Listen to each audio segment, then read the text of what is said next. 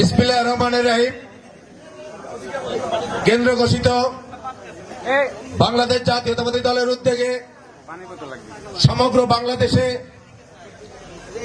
জনাব তারেক রহমানের নেতৃত্বে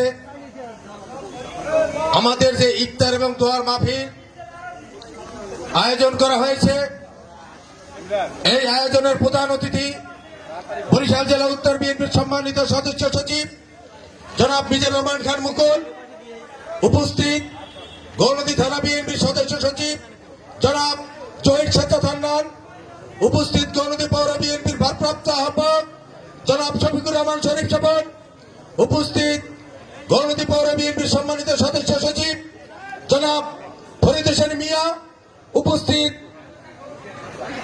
যথাক্রমে যুগ্ম আহ্বায়ক হারুন ভাই, শামীম হাওলাদার,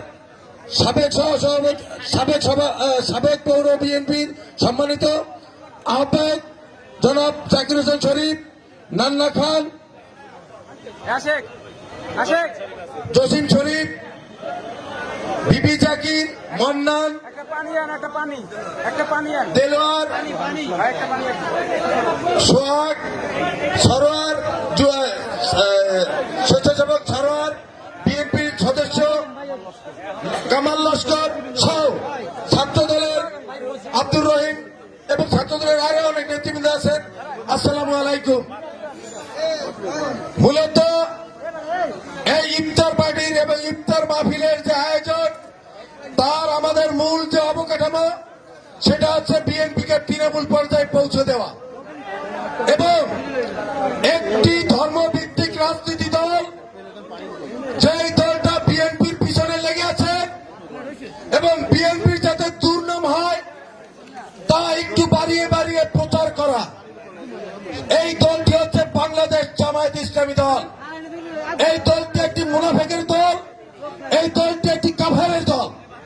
নিজের স্বার্থে আপনারা 96-তে বিএনপির সাথে দেশের সাথে বিদ্রোহ করেছে, 96-তে করেছে এবং এখন তাদের মতো যারা ওয়াজ করে বেড়ান এবং বলেন বেপরদা নারীদের সামনে দেখানো, চেহারা দেখানো ঠিক না, আজকে বেপরদা মহিলাদেরকে নিয়ে তারা ইফতার পার্টি করে কিভাবে, এটি আমার একটা প্রশ্ন। আর তারাই জানি তাদের দল করলে সে লোক জান্নাতে প্রবেশ করবে, তার বাড়ি তারা একটা জান্নাতে টিকিট বিক্রি করা শুরু করেছে।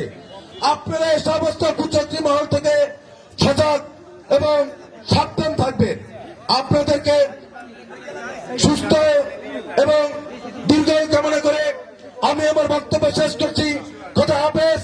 বাংলাদেশ জিন্দাবাদ, বাংলাদেশ জাতীয়তাবাদী দল জিন্দাবাদ, শহীদ জিয়া মরহম, খালেদা জিয়া জিন্দাবাদ, আমার রাজনৈতিক অভিভাবক জননেতা জনাব জহির সাজ্জাদ জিন্দাবাদ।